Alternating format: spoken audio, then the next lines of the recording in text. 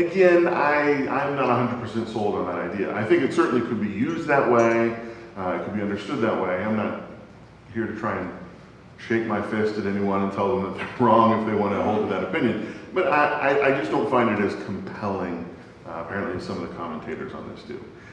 Again, specifically here for the lament, it does not have that same overarching sense of peril, perhaps, that most laments seem to have.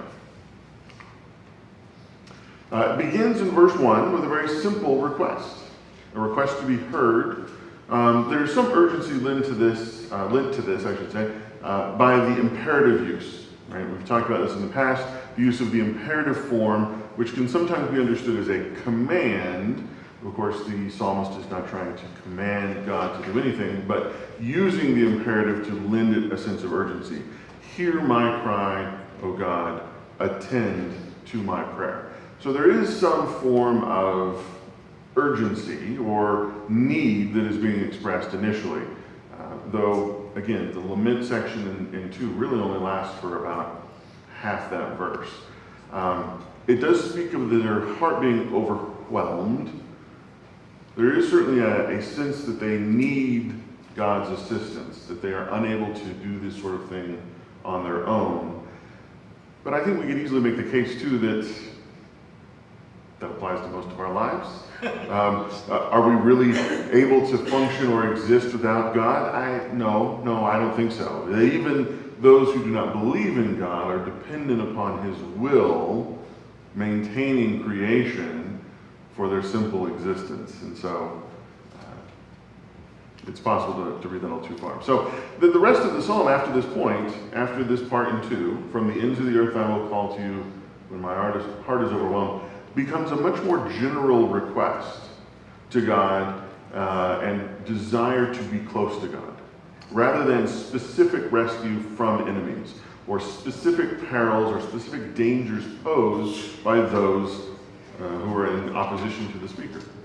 Those really don't happen. It's just merely desires of the psalmist to be close to God. Yeah? I like it in that verse that he talks about the rock, because throughout the Bible, God and Jesus are referred to as the rock, and the Israelites constantly have that purview or that perspective that the strongest thing I can think of is a mountain or something to hide behind, and they always think of God as the rock. And so the psalmist, even if I was from the ends of the earth, I would call to you in prayer, wanting to hide behind your strength and your ability. Right. The understanding, again, of this particular instance does seem a little bit more metaphorical, that he does not actually have to be very far away. We don't have to assume that the writer is somewhere in a foreign land. They may be, but the expression from the ends of the earth is used here to express in a kind of hyperbolic fashion the extent to which God's reign covers. Right? That God is both there in the presence on the Temple Mount, and we'll talk more about the temple versus tabernacle, but as well as the rest of the world. And wherever one may find themselves, calling out to God is still certainly an option. There's where I put my note about the royal psalm. Last note before we get too deeply into this, the superscription actually refers in the singular to an instrument. I think most modern translations render it in the plural, if you notice. This is, I think, kind of a choice made based on the belief that you wouldn't use just one. I don't know why that would be the case, but it's worth noting that the specific word is actually a singular word. So. But David was known as a musician and was asked to attend Saul as an attendant, to play the harp to soothe him. Sure. And his music soothed Saul. So when you say a stringed instrument, it sounds like that is David himself on his harp in that sense. I can imagine him and singing this song to that. Sure. I certainly think it's plausible. I think that the reason people don't do that, or the most translations change it, is the idea of even, again, psalms collected for corporate use within the temple probably have more instruments. I already talked about that. I got out of order with my conversation, got ahead of my notes. The first half of 2 is, the only portion that might be the lament. But what is meant by the rock that is higher than I? You already mentioned this briefly here, where we talked about how God is sometimes referred to as a rock that is refuge. But what does the higher have to do with any of this? The advantage in battle. I'm sorry? The advantage in battle. Oh, sure. Elevation is a very large advantage in combat, in a battle situation. The person on the mountain or on the hillside is the advantage over those lower down. On the other sense, it's personal. I can be established and I can be strong and I can have my house, I can have my family. And in that sense, I am a rock in that. But higher than me, a rock that's bigger than my little world, that could encompass everybody, is what I would think of when he says higher than I. It's bigger than me. Sure. Greater. Sure. If we were to take this psalm with its associations with kingship, certainly that come in and more explicitly mentioned later, the even higher and greater, even more secure than someone who is the king is indeed God, right? Someone that is exalted. There are some connections as well that I've seen some commentators draw to the Temple Mount as well. That even if we were to understand this as a Davidic psalm, right, from that period, which predates the temple, the location of God's holy mountain was still already known, right? The idea of Jerusalem being the elevated place where God would be. And so it could be a poetic allusion as well to the Temple Mount site. Just as again, a reference or a metaphor for God himself and where he dwells. Right? An appeal to a higher authority, a higher power. 3 kind of speaks about the kind of these unspoken implications of 2, right? That he is implying them by referring to the rock, and then 3 makes that clearer for about being a refuge and a strong tower for the enemy. That this is specifically what he is referring to, not just simply security in a sense of generalized support from God, but in a more specific case of protection from those who would do him harm.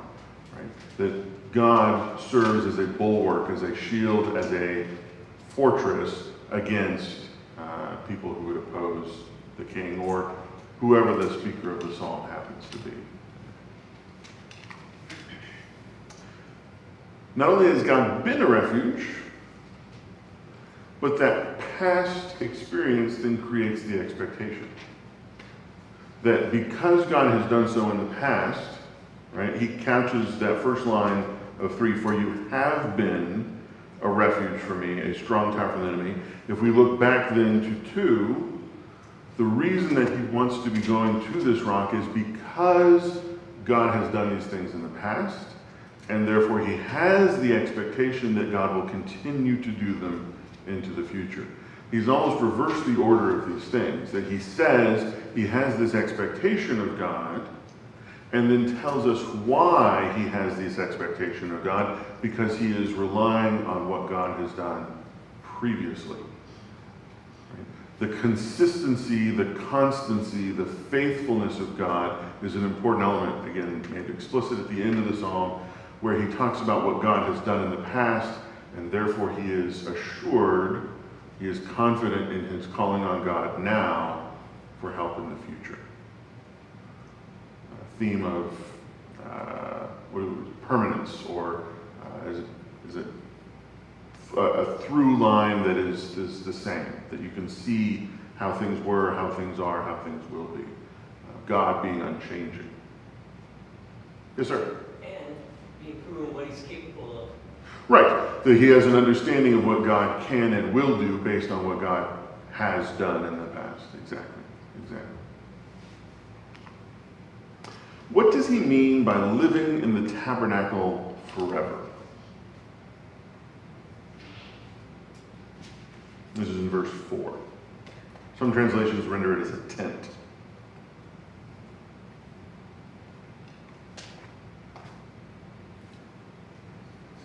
I think he's... Well, please. I think of it as protection. Okay. Protection? Yeah. Being in his house or in God's dwelling is a way of being under his protection, certainly. So the tabernacle was carried through the desert. Mhm. It was the large tent that was a worship place for God, and here it had found its permanence on this high rock. And I think he's saying that I want to be in the presence or the immediacy in that tabernacle with God. Yeah, it expresses that desire to be with God, to be protected by God, but certainly just to simply be with him on a permanent basis. The idea of dwelling there, the word is, I think, related to the one, if I remember the note correctly. I don't think I did not. Related to the idea of a sojourner, one who is traveling and then staying as a guest of someone else.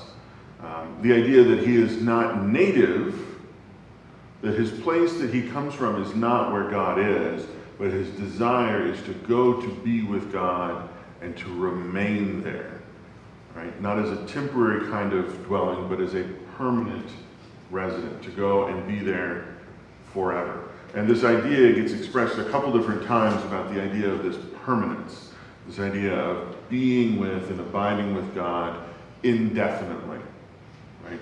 Not having a defined end where he will then have to leave and depart, but to reside and enjoy God on a permanent basis. The word here specifically is one that can be used to, I think this is important with the way we're talking about what the previous couple of verses did by looking back and looking forward. The word here that is used to express forever is a word that expresses both past and future depending on context. In other words, it can be used to say, since time immemorial, right? As far back as anyone can possibly know or remember. And the same word can then express that same concept going into the future depending on how it's used. So as far forward as anyone can possibly see. For an indefinite and undefined period of time, but just simply continuing with no known end. And so this idea of the foreverness of the abiding with God encompasses both directions, right? That we can have been with God. There is not needing to be any beginning to when God is and when that protection is available to us and when we can abide. But then as well, the permanence into the future, right? The eternality of God extends in both directions. And this desire to be with him, even though we ourselves are not eternal in the same way, there is no beginning, no time before which God was our protector. There is no time before which God was available to us, right? That God has always been there, has always been the bulwark that he is now, has always been the rock on which we can be secure and will continue to be so. The idea of foreverness extending in two directions, I think, is kind of important for this concept in the way this is written. Sorry, I kind of rambled there a little bit of a run-on sentence. Yeah? Can that refer then or allude to eternal life in the sense that you'd be with God? Like in their stories, they talk about Adam and Eve still. Mm-hmm. Mm-hmm. And they recognized a time when God was with people and there was no beginning or no end except for what God expressed as he created. Right.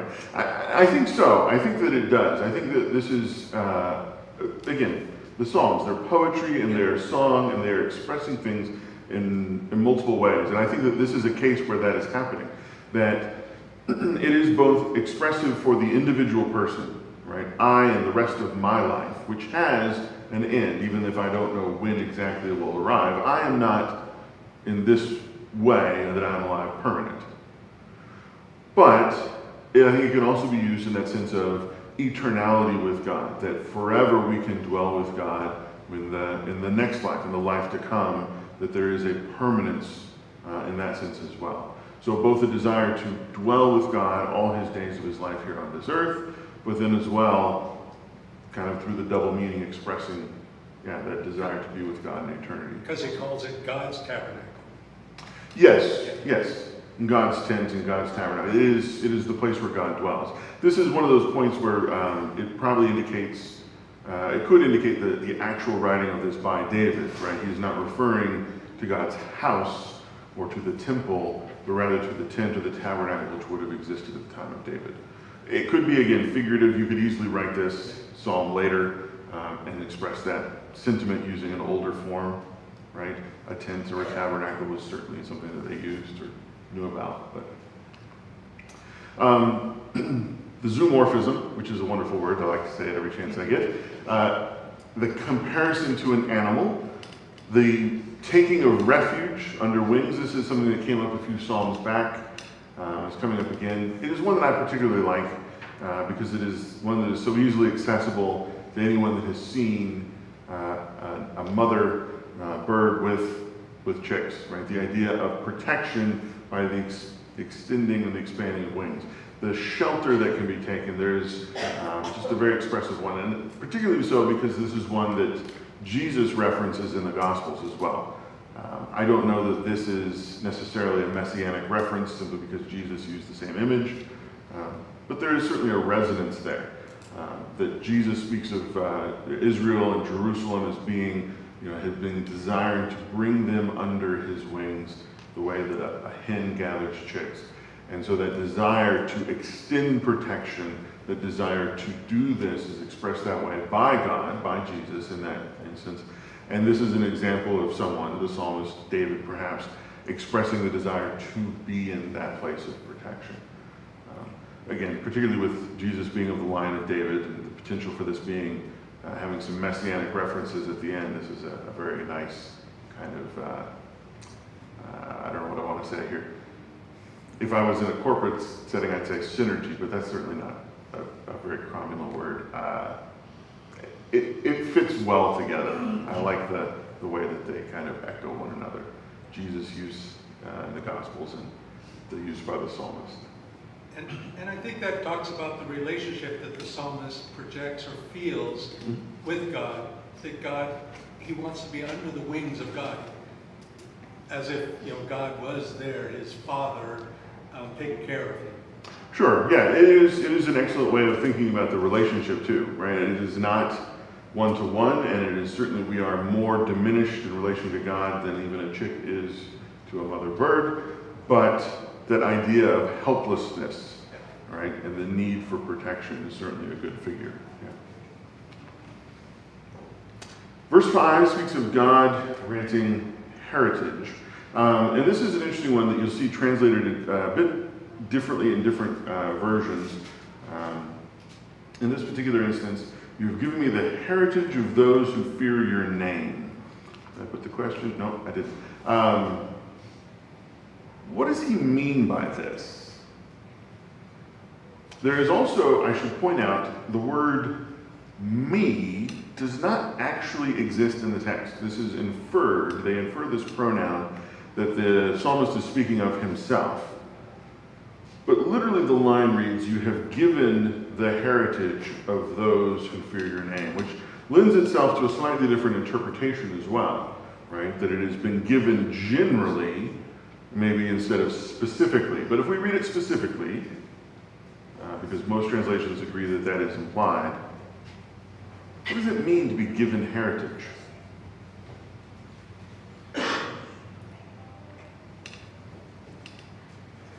Says inheritance. Inheritance. This is an excellent kind of spin on this, and we'll talk about that. Yeah, Steve, you're going to. Families passed down their family culture and beliefs, the way that they do things, that's given as a heritage to their children, grandchildren. Yeah, and I think those are both spot on. This is, I think, speaking about that futurity, right? Of looking ahead to things that will be granted or being given a place within a family or belonging, right? And so that you can partake in whatever those blessings are. Yeah. Jenny wanted to say that it's heaven. Okay, yeah. God is, or this psalmist is looking forward to God in his tabernacle, living there forever, and that's the inheritance or heritage I'll have, is that gift of life. Yeah, I think that's certainly implied by this, that this psalm is working on two levels through most of it, right? Thinking of it in a spiritual sense, right, with eternity in mind, right? The life with God in eternity, but also within the world as we are now, right? That it applies that way for someone who is a member of the house of Israel, who has been given a heritage, which is apparently, again, according to the stuff I was looking up, a word frequently used for the land of Canaan, right? That they were to inherit this land, that it was to become theirs, the promised land given to them by God. But I think that this again looks both forward and back, right? that's looking ahead to the things that he will receive because of who he is in relation to God, but in a similar sort of way, being adopted in, right? That we as people, as sinners, as people who have fallen away from God, who have done wrong and separated ourselves from him, can be brought back, that can be made part of that family. And so this heritage, this past that did not belong to us, can be given to us so that we do belong. We are put into the continuity, into the line of people that follow and believe in God. That it is the heritage of those who fear your name, of those who follow God. That you can be outside of that particular heritage. You can be outside of that group of people who fear the name of God, and you can be brought into that group of people. Not just simply with the expectation of what is coming afterward, but with the past being granted to you as well. That we here who are not Jewish, through adoption in Christ, are given this Old Testament, all these heritage things, these things in the past that are now for our benefit as well. And so this adopting of the heritage again looks forward and back. That it is expressing this kind of indefinite stretch, both forward to the future and back into the past. All right, I'll hopefully not have to do that too many more times on that. Different translations will then differ on verse 6, whether this is a request or an expectation. The ASV, for example, you will prolong the king's life, his years shall be as many generations, which appears to be in the realm of the expectation. But if you read this in the NIV, it says, increase the days of the king's life, his years for many generations. And the imperative sense given in English makes it a request that God will do these things. Please do these things, rather than the expectation that God is already going to do these things, and it is merely a reiteration or a praise of God for them. Does it matter for us which that is?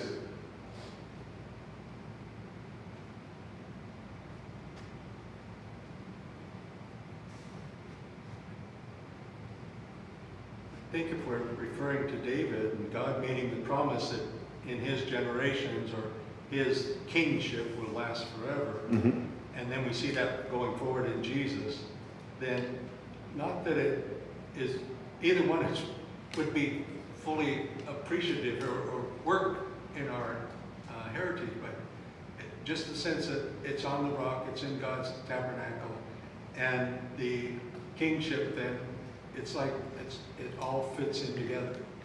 Yeah. Eternal. Yeah, I think so. For me particularly, there is a request that comes at the end of verse 7, right? Asking for God to do this, to appoint your love and faithfulness to protect him, that he is going to ask God to do certain things, to preserve the king.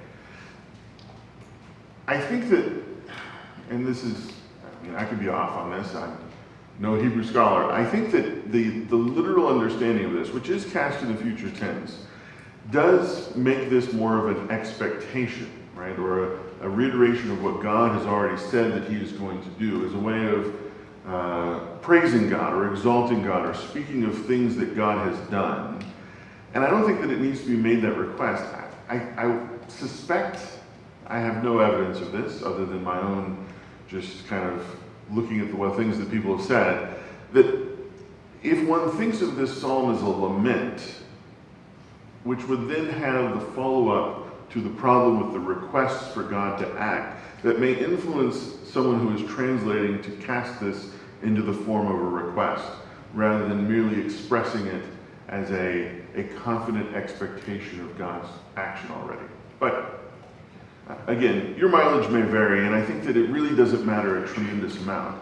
The sense that we have, whether it is a request as a kind of formalized thing, is that even a request in that way is is something of an expectation. The psalmist is not in any doubt about whether God will do these things, right? When we go to God and ask him to bless us in various ways or to do things for us, we are not in any doubt about whether or not God is going to act in a manner that is loving and is kind and that has our best interests at heart, at root. We say these things and we ask God to do them anyways because this is the relationship that we have, that he wishes us to make these petitions. But we don't have to do so with any sort of uncertainty in mind. And I think that this psalm is functioning in that same way. What else is there that we might understand from verses 6 and 7 beyond this request for extended days?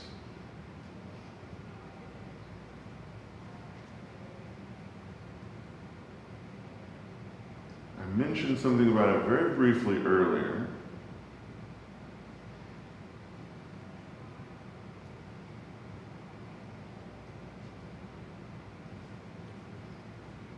I don't want to keep anyone in suspense, but if you got some, feel free, shout it out, wave your hand at me, flag me down.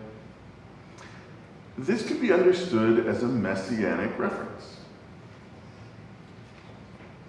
The words that are being used here, increase the days of the king's life, his years for many generations, right?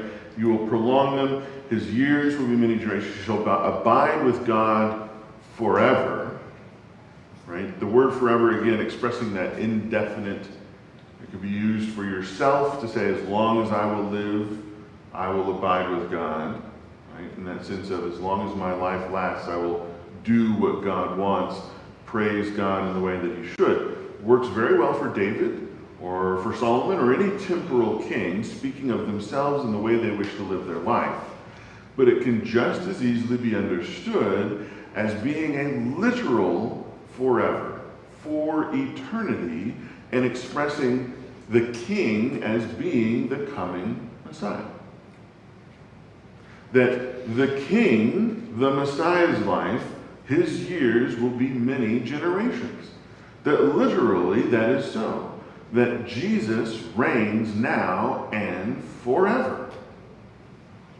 So it can be understood, as much of this psalm can, on these two levels, as a specific petition for the specific king and the duration of his life here on earth, as well as the Messiah, the King of all kings, the coming one who is to redeem and save Israel, and indeed the world, and who will reign for eternity. This use of forever and abiding with God is a very clear reference back to dwelling in the tabernacle forever. Right? It is a reiteration of this same idea, and I think works very well on both those levels together. That God will indeed uphold the Messiah. Right? You will prolong the king's life. I don't want to get too far afield and too wildly speculative, but one might almost even make a reference to the resurrection within that comment. That the life of the Messiah will be restored and prolonged. Yes? And in John 14, Jesus talks about, he's showing the disciples who God is when they saw him live his life. Because he said, by the love of God and by his truth, that I've shown you all these things. It's not me as a person, but God through me shown to you.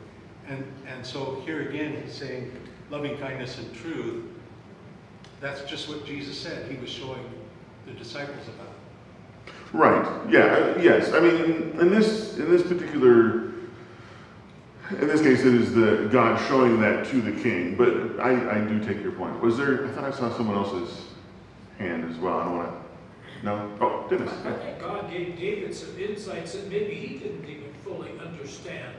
He understood that the kingdom would be restored to Jerusalem, but beyond that, I wonder if he understood the eternal kingdom that he was prophesying about. I would certainly agree. I don't know that he did fully understand. It would be very difficult to. We have the benefit of hindsight and having things explained to us, But it was very widely misunderstood in Jesus' own time, with Jesus there speaking to them and being present, what it was that he was talking about. The idea that the kingdom of the Messiah, the coming one, was going to last forever, does not within it explicitly contain the idea that it was not going to be a temporal kingdom. And I don't think that, again, David, understanding this in an inspired way, writing a psalm about the coming Messiah, needed to fully comprehend what that meant, what the Messiah would be, and exactly what he would do, to know that that is indeed the message that he was being given to put down and to deliver for future generations. That God would send a king, that that king would reign forever, that the kingdom that he would establish would never be overthrown. Those are all true, and they were all true, even if he didn't fully understand exactly how those were going to come to pass and what that would look like. There it is, my note. The application of the Davidic line is also implications for messianic meanings. That David, if we assume that David wrote this, right, we put this at a time before the temple, speaking of a king, that his line enduring, right, even if we understand the king and his living forever to be his line that comes after him, Jesus being of that line, being the Messiah, right, descended from David, means that it could still have those messianic implications. All right.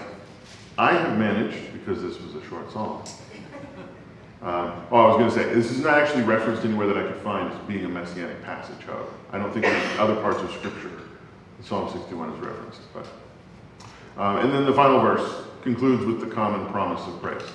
This is something that we see in a lot of Psalms, that the praise that is going to occur, the promise of continuing to do so in the future, concludes the psalm, right? That we see him saying this, he will sing praises forever and perform or pay, the word literally here is pay his vows.